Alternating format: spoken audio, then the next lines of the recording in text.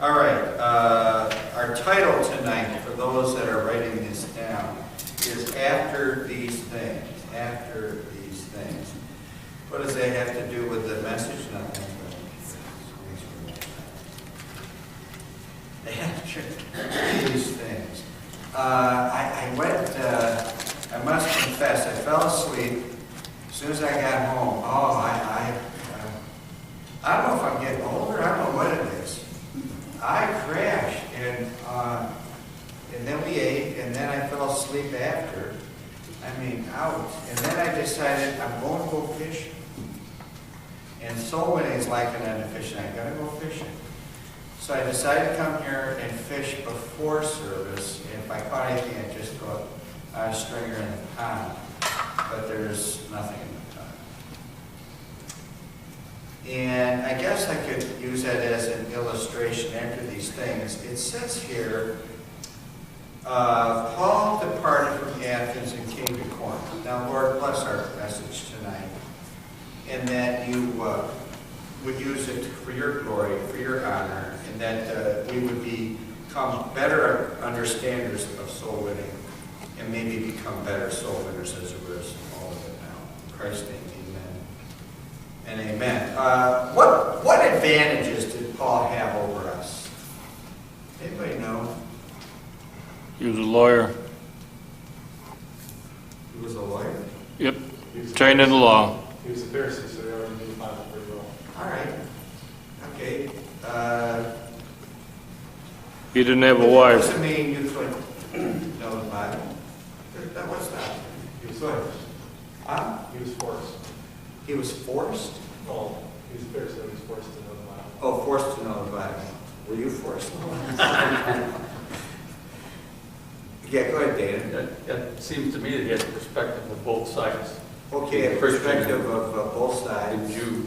Yeah, Jews and Gentiles, like, yes. You asked what advantage he had? Yeah. He saw heaven. Oh, he saw heaven. Yeah, go ahead. Those are all good answers. Those aren't the answers I want. Go ahead. He knew Jesus very well. Well, he knew Jesus. You gotta know Jesus. Anybody else have one? Come on, sit up. No, he meant Jesus personally, though. Come forward. The Holy Spirit told him what to write.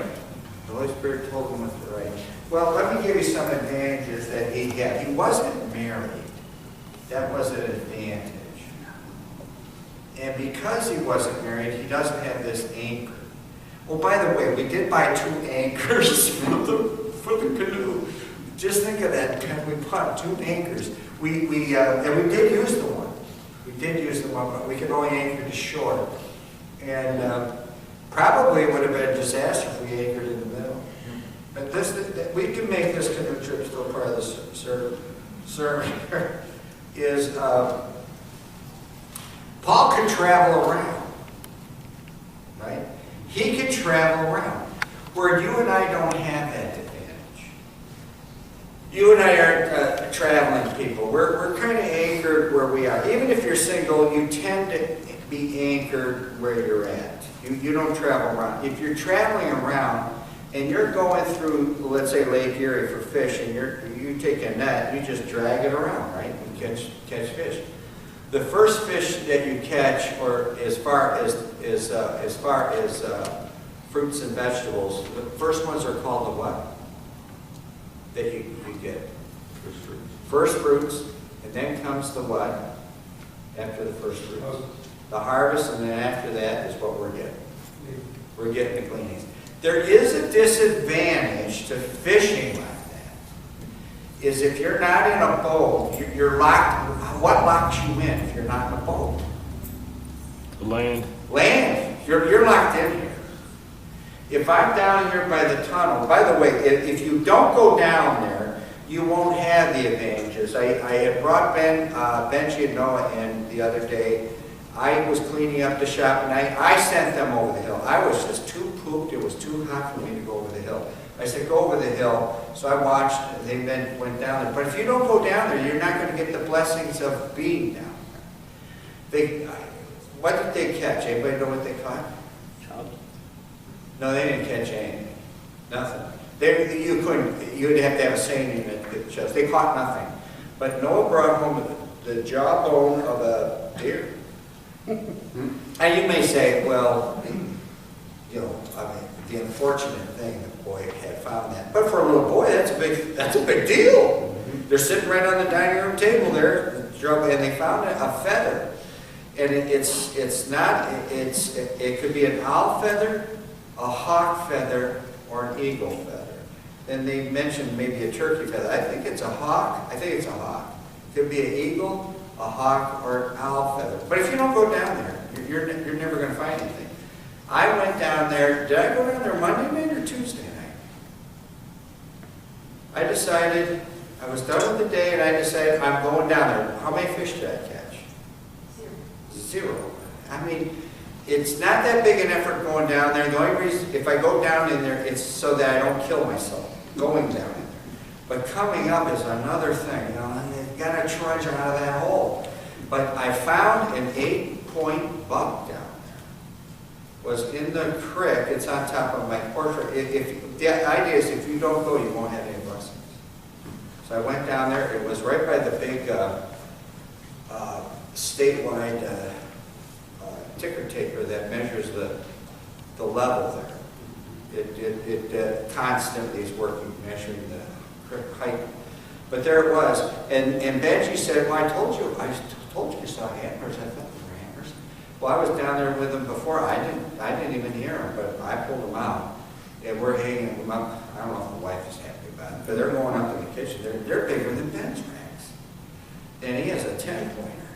But it's huge. If you don't go soul winning, you will not get the blessings. And so I know that we troll, and I told Ben when we were out in the canoe, we threw a line out one side, threw another line on the other, and I said, let's just troll as we float along. The lures are going like this behind. That's how you troll, technically, and not the way they do it in the lake. Oh man, it's just, I hate that. But the way you do it, it trolls and they run behind, and you can catch fish. You know what we caught? We did catch nothing. But the advantage, our first point is the place. After these things, Paul departed from Athens and came to Corinth. So he goes from place to place. If you ever are on a pier and you watch and you're conscious of what's going on around you in the other boats, there is a boat. You know what a bass boat looks like? It looks kind of like a John boat. They have a motor on it. It could be a big motor. They may have two motors. A big motor to give them maybe and a trolling motor. They may have a couple of motors. Then they have these elevated chairs in it, and they sit in these chairs and they go from channel to channel, or they go from livery to livery where there's boats are docked. They'll come into where we're at, and they'll troll, and they probably can control all this. Whoever's controlling the boat, they probably can do it with their feet. I would assume, so they're able to cast. I would assume, don't you think they could do it with their feet? They're controlling this boat with their feet. They come in and they cast, and where are they casting? Out in the open or towards shore? They're casting towards shore. They'll work that whole shoreline. Boom, boom, boom, boom, boom. And they work it all around the boats, and then boom, out they go, and they fly out to the next place, and they're gone. That boat will be back in 2 or 3 or 4 hours. And he works the same shoreline because more and different fish come in. They just don't hang out there, they're moving around. Fish are just like any other animal. It's like a dog.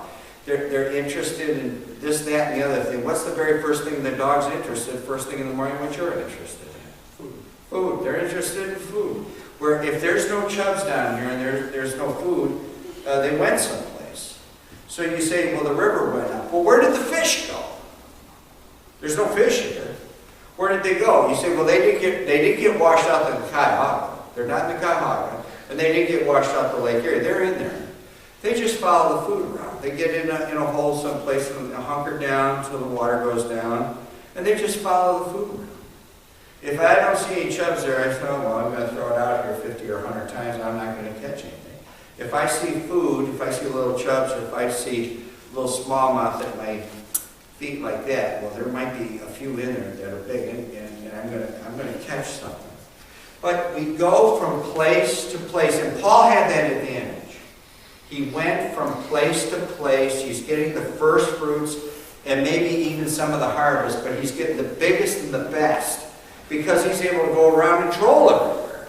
He's got that advantage. So don't get depressed when you see these stories. You need to get out there.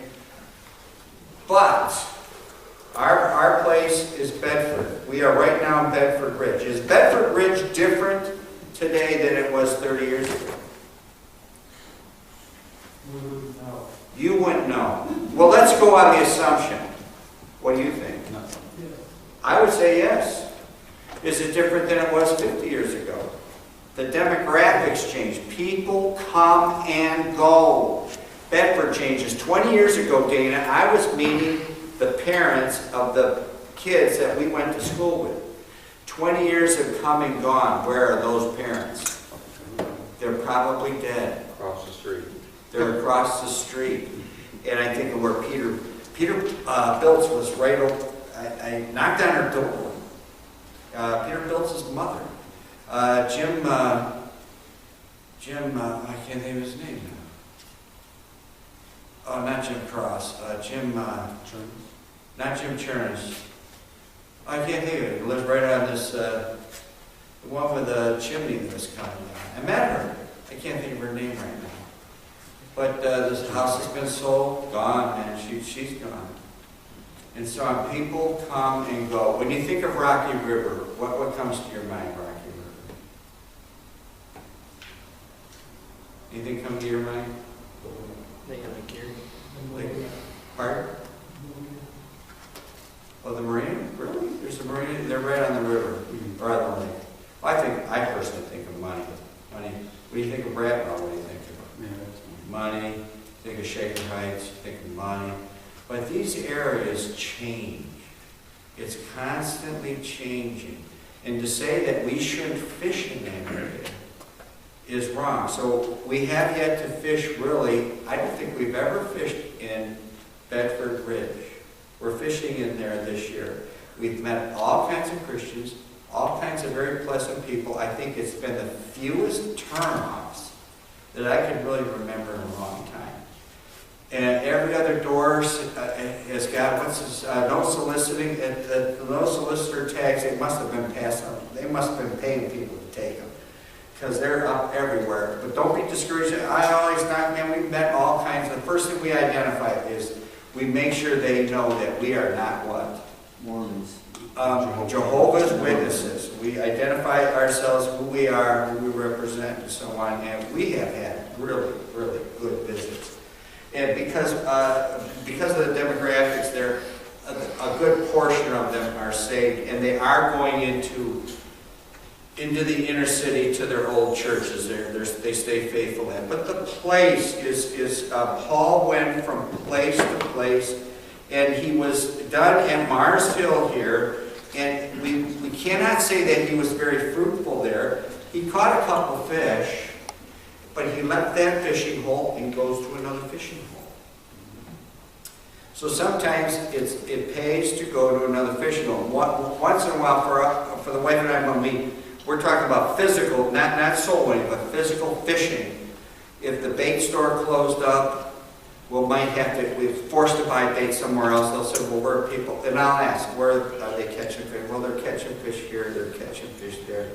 And we want to make it easy to get into, especially if the wife is. You don't want people climbing around and stuff. You want to make it fairly easy.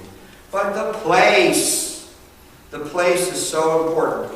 And things change in these places. People move out. People die. People are born every day. People are moving every day. And the demographics change.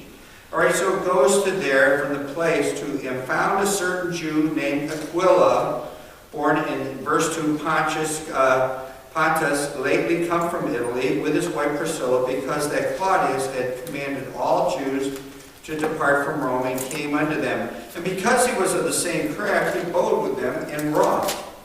For by their occupation they were tent makers. All right, so there's this bond that is made. Our next P word is he has found these new partners. These new partners. And so whenever places are changed, let's say you're fishing, fishermen tend to be, it's kind of like any other trade. You could say fishermen or people who like horseback riding, whatever your thing is. You meet new people all the time. Fishermen stick together, And they're sitting there and they're generally talking about fishing, what they caught and so on. Well, they were tent makers.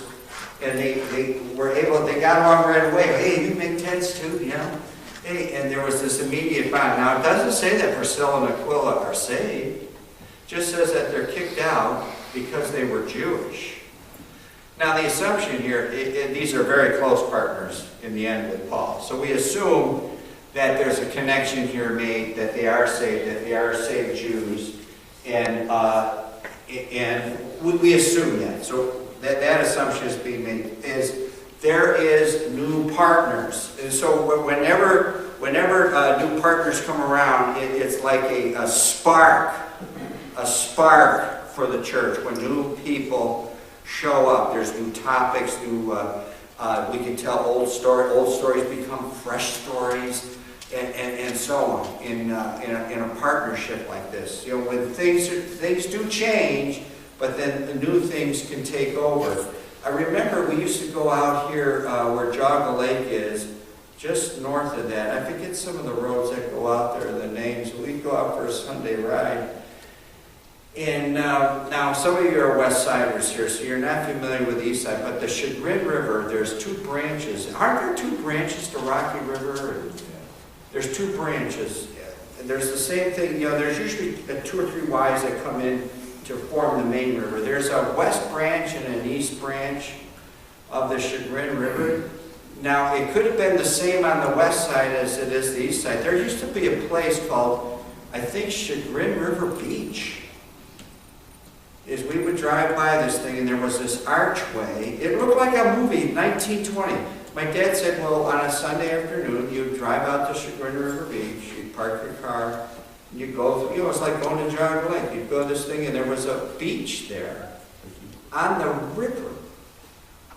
It'd be like going to the beach here at Tinker's Creek. And people would dip around in there and go swimming. Now, I don't know. I wouldn't want to go out in this. I did go out in the Cuyahoga. Everybody's septic tank is going right in there. Now, I don't know about back then, what was going in the Chagrin River, but things changed. It was all dilapidated. The sign had fallen down. You could see there was an archway, and you could see there was a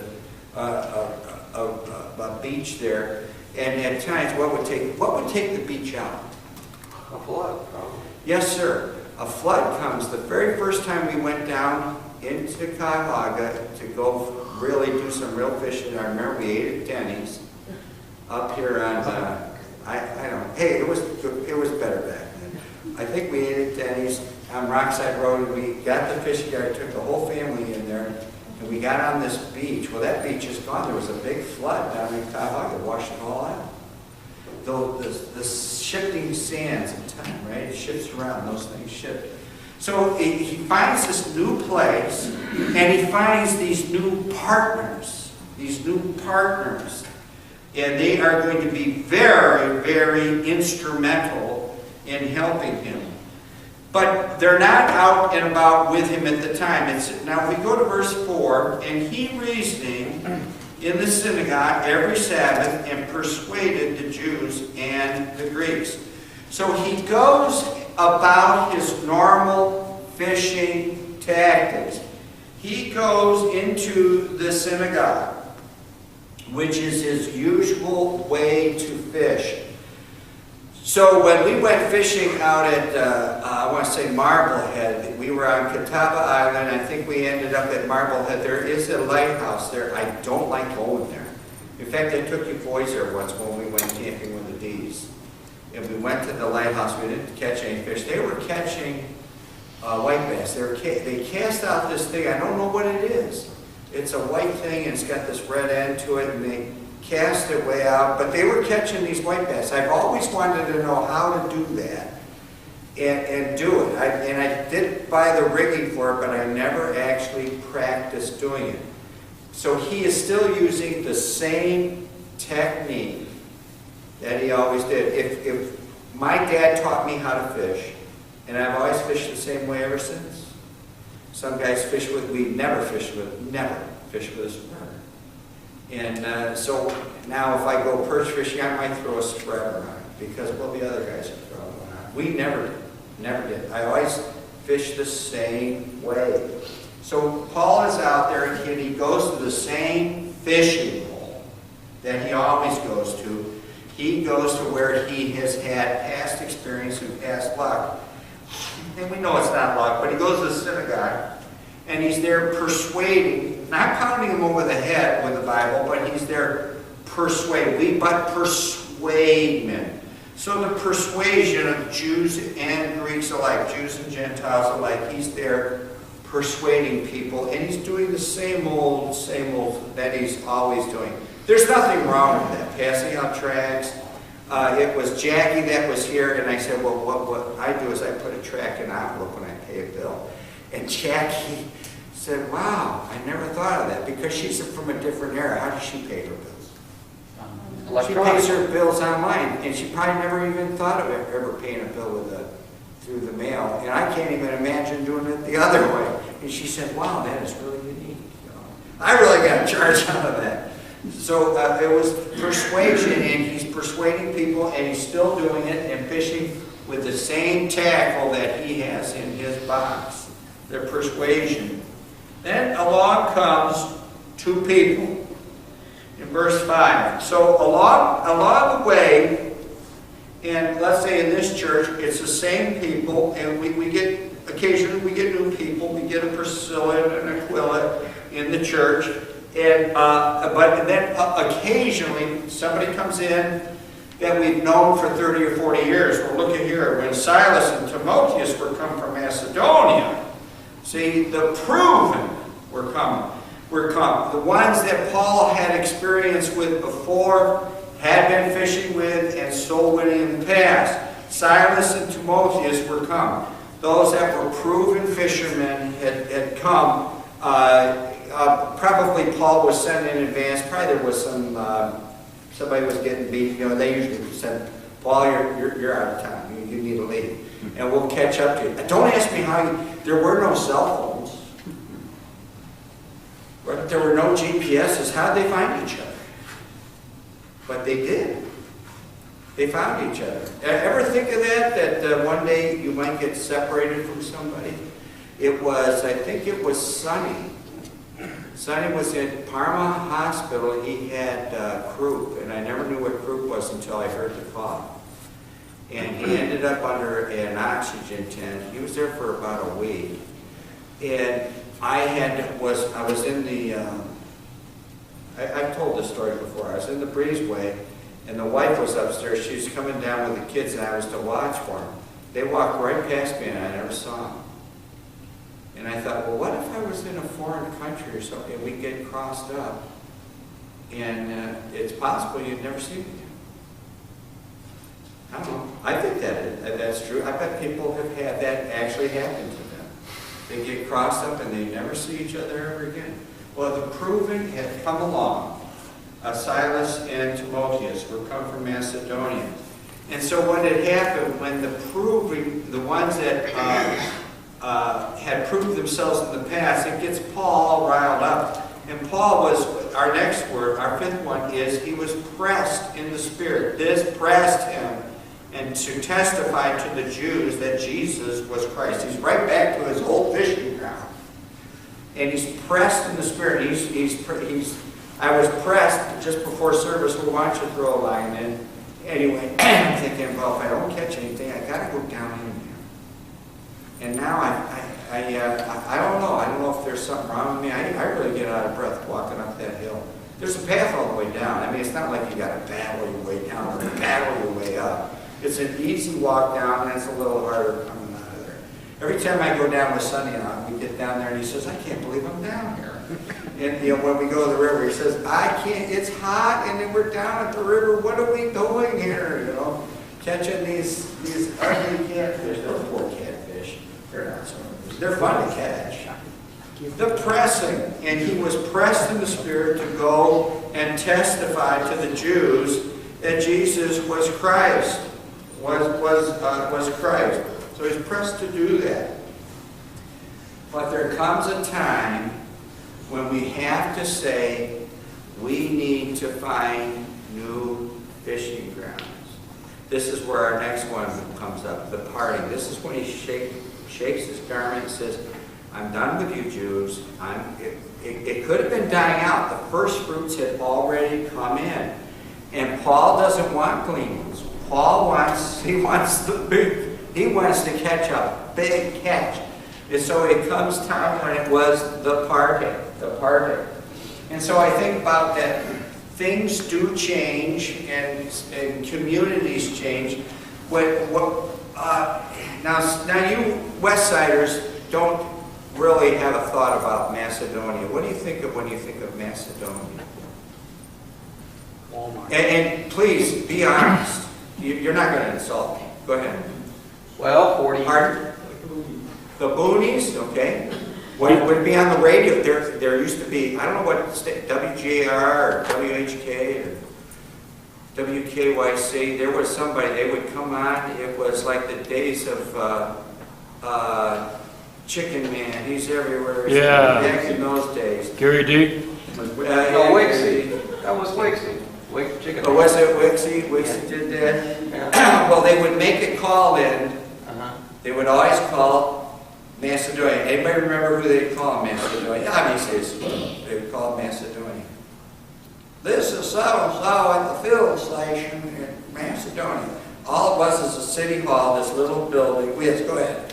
When I think of Macedonia, I'm thinking 45 years ago when I was commuting from Parma to Cuyahoga Falls when I was in trade school. So all I think of is Route 8 and 82. Yeah. And the Kmart was like brand new there. Oh, Kmart. Yeah, and that was it. Yeah, and then you go by Nordonia High School. We're talking before Kmart. Yeah. Well, I'm talking 1973. That was a turkey farm. Yeah. If you go back a little further, just a half a mile east, where the freeway is, before the freeway is, that was a turkey farm. Mm-hmm. And there would be a sea of these white turkeys out there. And they would call into the field station. I forget what the guy's name was. It was a joke. Now here I am at the field station in Macedonia. Well, when you think of Macedonia now, these millennials think, wow, it's rich man's country. And when I think of Strongsville, my grandmother lived there. Now, people today on the west side might think, these younger people think Strongsville. I don't know what west siders think. Strongsville's just it, or Brunswick. I don't think highly of some of these places yet, but see, things change. Things change. Right? Is Strongsville an uppity thing? See, Strongsville is an uppity. Yeah. 50 years ago, it's the Hicks. It just Hicks and nothing there. Nothing there. And even the farms were... My uncle lived there. It was... Pardon? My uncle lived there. My dad's In brother. Strongsville. But things change. And so Paul changes. He goes from the pressing and he went fishing and he didn't catch nothing. And so he goes from that, from the pressing, look at verses 6 through 8, our next P word. And when they opposed themselves and blasphemed, he shook his raiment and said unto them, Your blood be upon your own heads. I am clean. From henceforth I'll go unto the Gentiles. So our next point here is the parting. He parts company. He parts company. And he departed thence, and entered into a certain man's house named Justus, one that worshipped God, whose house joined hard to the synagogue. He's still into the synagogue fishing, you know. And Crispus, the chief ruler of the synagogue, believed on the Lord with all his heart. Many of the Corinthians, hearing, believed and were baptized. So he's winning, he's still winning the ruler of the synagogue, a Jew there, and he's winning these Corinthians. I would assume it's a mixture of these people. But there was the parting. And he changes his fishing. He changes the fishing hole. He changes not necessarily the fishing tactics. The one thing you don't change, when you throw this line in, what's at the end of the line? Not a hook. The bait. You don't change the bait. What's the bait? The gospel. You can't change that. Now listen, when we fish, we do change bait. If they're really hitting, they'll hit that bait, folks. They'll hit it if they're really hitting. But you fish with chugs, we had shad. Anybody know what shad is? Minis. You know what lake shiners are? Anybody know what lake shiner is? Then there's shad. Certain time of year, the shad come in, and that's what they're catching for bait, and that's what you got to buy because that's what's available. If it's a full moon, you don't get bait. It's a full moon, and you know there's a full moon out there, and there's no clouds. You're not getting lake shiners. So you got to fish with the bait you got. Gabe was catching them on chubs. You never catch them on chubs. Lately, he's catching them on chubs. You change the bait. Well, we don't change the bait, folks. If you don't catch them on the gospel, we don't want it.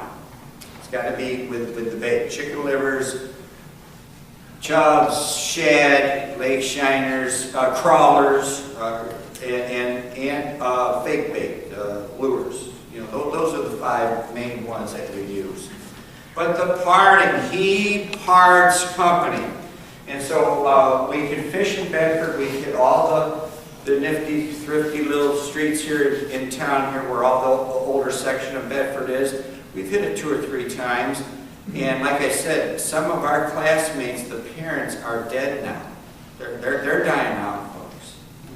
And a new crowd comes in. So it's not wrong to go back into those fishing holes and fish again. But Paul does this parting.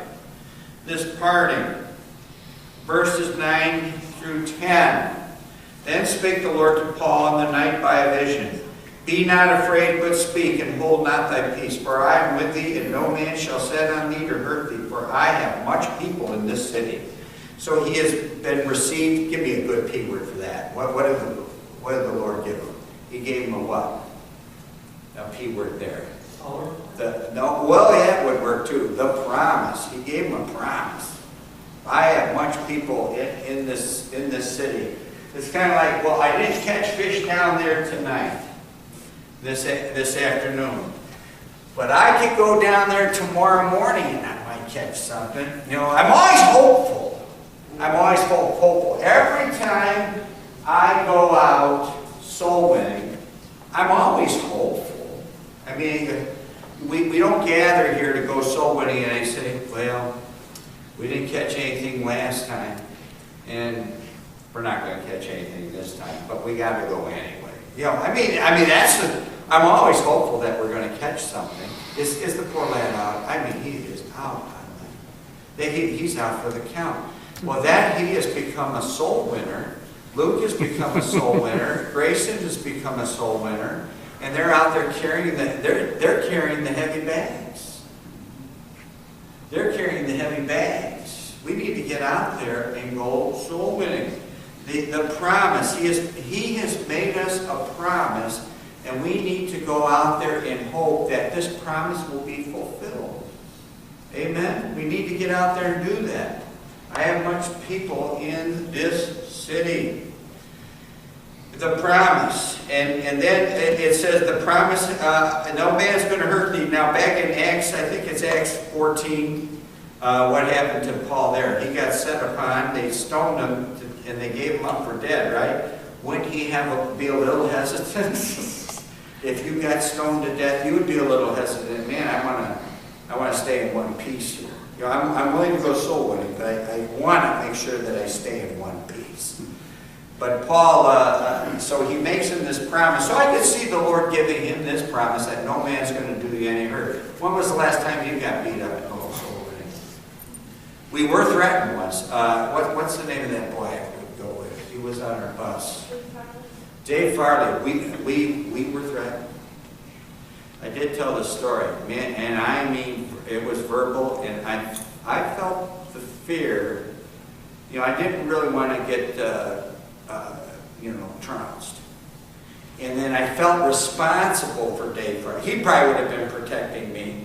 He was the age of my kids. And I said, you know, Dave, I think the Lord's telling us to leave. I think we need to go. And so we turned around and we left. And I remember the area, I remember the apartments. It was, there's certain places that we don't go, that we'll leave it up to that preacher, that the ones that lived there, let them go and witness to their own, you know. But these people, these were whites, and I thought if we didn't go, there could have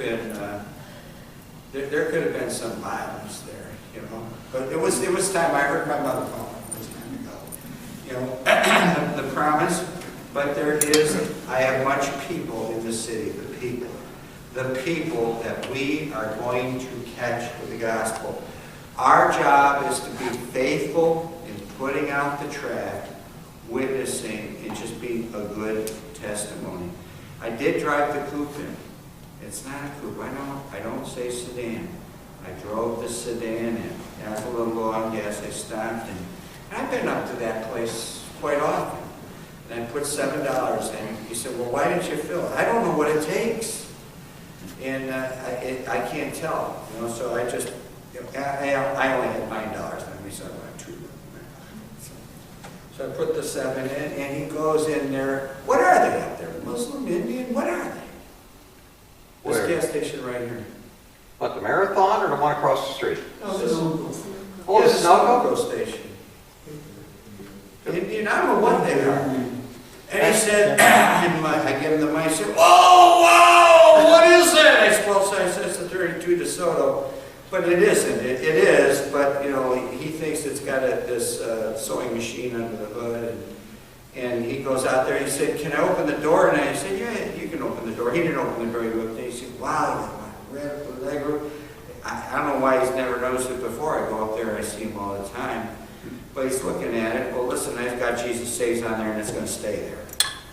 All right? I don't care what anybody thinks, whatever. It says Jesus Saves on it. We need to get out there, be witnessing, because there are people out there that need Jesus. Amen. We need to be conscious of that. That man is dying and going to go to hell. With worshiping his if he is Indian. What do they got? 1 million gods? Millions of gods? Whatever they got these walls of gods. If that's what they are, I don't know what sect he is, you know. But they need Christ. The whole world needs Jesus, and wherever we go, we need to be conscious of that. When we took the canoe in, I told you I stopped this. We put the canoe down because, you know, Mr. 65 here is getting.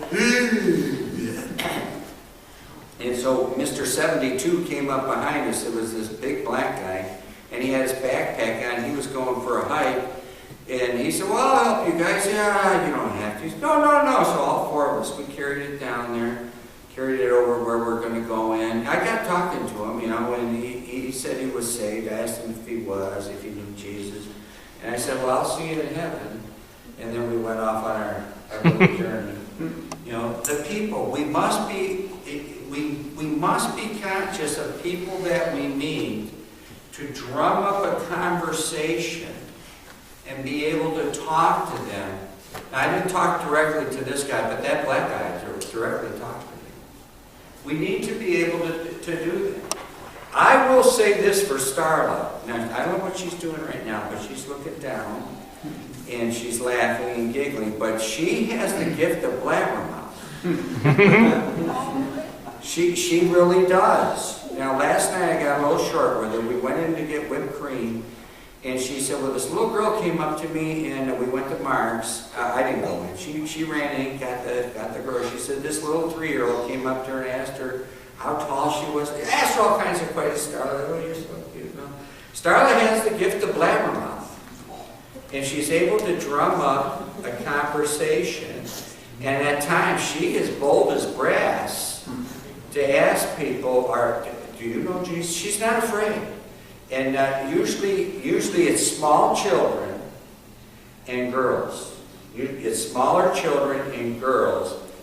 Girls that are small children are generally, I have found myself personally, are more bold. And then I don't know what happens. They hit 18 or not, something happens, then the boys catch up. There's a catch-up time in there someplace. You know, they do tend to catch up, and I always say excel. But she's got the gift of blabbermouth. And we need to be able to not be afraid. You know, when you're afraid, and do you know Jesus? When you do that, people know that this is canned, it's a canned thing. We need to be able to be relaxed and do this because you really care for them. You really do care for them. We have to care for people and recognize when people have needs, because there is people out there that have real concerns and real what do I want to say? They have real problems, and Jesus can cure those problems. The people, verse 11, and he continued there a year and 6 months. The period in which he fished in this pit, he found a fishing hole and he stayed there. Now the idea, I told you this morning, the idea of our fishing trip was that we're going to get in this little John boat. Obviously it wasn't a John boat. And we were going to drift along, anchor off. And I don't even know if we get in a John boat, I'm afraid if we really anchor off or in the river, if it would drag us under. You don't think it would drag us under? I would like to see somebody do it. I'd like to watch them from shore. I don't want to be the experimenter of this thing. And anchor off so that we could just, I want to just drop my line straight down. Straight down. I don't want to cast. I'll cast ashore where those things are. But was to fish all these different areas. He found this fishing hole here, and the period he stayed there a year and a half. It was probably one of the longest periods of times he stayed in one place. He fished there for a year and a half. And he caught, and the promise was that he was going to catch much people there. The period in which he stayed there. He stayed there a long time. And last of all tonight, it is 2 minutes to 7. Verse 11. And it says, teaching the word of God among them. Now, my next point is the last P, is the preaching. It doesn't say he was preaching. It does say that he was teaching. To witness really is in preaching. It says in the Great Commission, teaching all nations. We are to teach the way of salvation. It is a teaching process. To teach them. It's not necessary. There is a time and place for street preaching. And we've done that. And there's times when I'm very comfortable street preaching, and there's times when I gotta do this. Or we would do it in turns. Let's say we had a three-man rotation. And I remember the first time I ever did this, we were preaching right diagonal from Fagan's Park. And it was, what did they call that? Something Fest. Not Harvest Fest. River Fest. River. I could not think of that. Oh, right on the river. The River Fest. There was 3 of us. It was Jim D. It was the big guy. Larry Bardo and myself. Jim D. started out, and Jim wasn't real loud. He's kind of just going at it. And he would always cup his Bible and put it up to his mouth. And then Larry had his turn, and I said, well, there's 3 of us. Jim's done. Larry's up. Yeah, he's preaching now. 1 and 2. What comes after 2? 2.5. Yeah. I'm thinking, well, wait a minute. There was 1, 2. I'm next. I was a little nervous. My first time, but I got over it. I mean, I literally did that. Jim's done. Larry's done. The Lord didn't come back yet. It's my turn. We would leave that place. We would leave the flats. It would be coal black up on top. You turn around a quarter of a mile away, you look. There was this light that came out of that warehouse district. It looked like what? How that hole? Barbecue. It looked like hell. I think it was Ann, or it was what, Janet. Ann Dabrowski, that is Jim's sister, and Janet will be down there. She's her husband's missionary to Sicily, and no longer, but we turn around and look, and I think it was Jim D. said, it looks like, look at that, it looks like hell. There was a glow. It looked like a fire coming out of it. It looked like hell. That River Fest. There was like 100,000 people down there. Man, we got a lot of tracks out. After these things, I don't feel led for you and I to go down there. I don't feel that's not our job. But our job is to witness in the holes that we've been given, these fishing holes. Throw out a line. Huh? The fish, are there fish down here right now? No, they're not. Maybe they moved in right now, I don't know. But in a day or two, there could be some chubs in there, and you know what? Those fish, those smallmouth bass are going to follow them around. They're following the refrigerator. It's a moving refrigerator. And they're following it around. And one day they'll be in there. After these things, there is a place for us. And we do have these partners. And we are to go out and persuade people. And we will be hooked up with other people that have proven soul winners. And we will be pressed in the Spirit to go. And then we need to part our ways from fishing holes that are not working.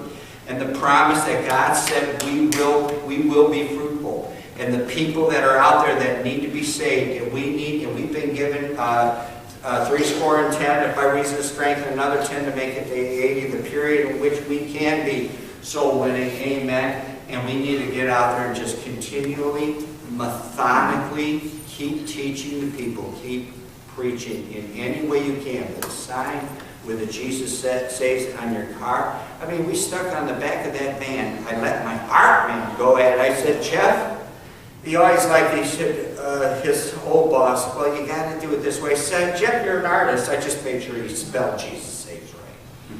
He couldn't spell. You got to spell Jesus saves. He put Jesus saves on there. He said, I love doing that. He was a save guy. And he did it in script. He had a blast to it. We can have fun doing this along the way. Amen. Shake hands before we